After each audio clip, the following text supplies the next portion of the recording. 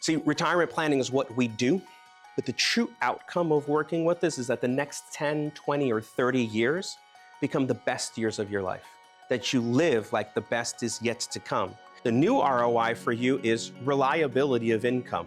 How do you mitigate risk so that the paycheck that you get out continues and doesn't vary, not too much, over the course of your retirement? Without any income, you don't have retirement. You have a basket of money, but without generating a paycheck from that, you have no clue. How much can you spend over time?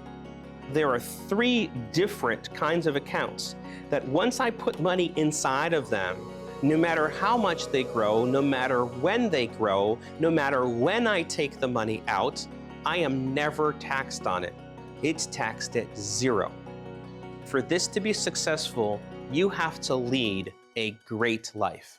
Just being okay is not enough. What is a great life for you? I need you to sleep well every night.